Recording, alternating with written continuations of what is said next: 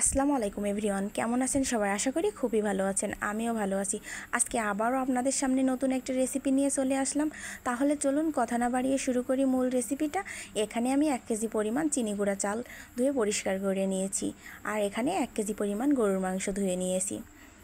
এবার এখানে আমি আদা বাটা, রসুন বাটা, বাদাম বাটা, 1 কাপ টক দই, স্বাদমতো লবণ আর বিরিয়ানির মশলা আর সামান্য লেবুর রস দিয়ে ভালোভাবে আমি ম্যারিনেট করে রাখবো। তারপরে আধা ঘন্টার জন্য ঢেকে রাখবো। চুলায় একটা প্যান বসিয়ে আমি 1 কাপ তেল দেব, আর দিয়ে দেব এলাচ, দারচিনি, লবঙ্গ আর তেজপাতা।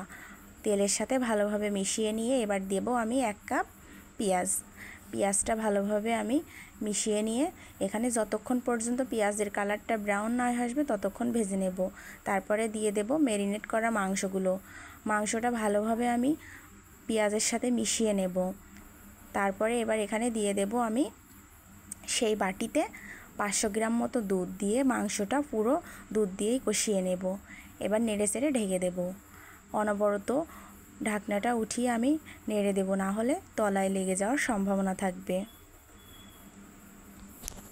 এ পর্যায়ে আর কোনো ঢাকনা দেব না, এইভাবে নেড়ে চেড়ে যতক্ষণ পর্যন্ত তেল না ভেসে আসবে অপেক্ষা করব।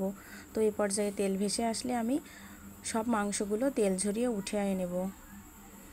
এবার সেই তেলের ভিতরে দিয়ে দেব চাউলটা তেলের সাথে ভালোভাবে মিশিয়ে নিয়ে আগে থেকে আমি চুলায় পানি গরম করে রেখেছিলাম।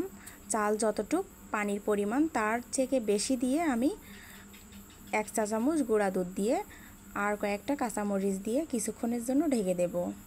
কিছুক্ষণ পর ঢাকনাটা উঠিয়ে নেব।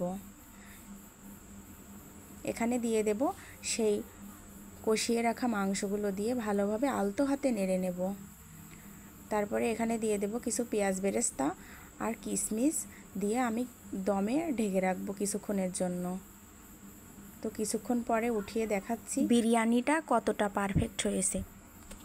এইভাবে বিরিয়ানি রান্না করে খেলে মন আর পেট দুটোই ভরবে। আমার এই ভিডিওটি যদি আপনাদের কাছে ভালো লাগে তাহলে অবশ্যই লাইক, কমেন্ট, শেয়ার করে দেবেন।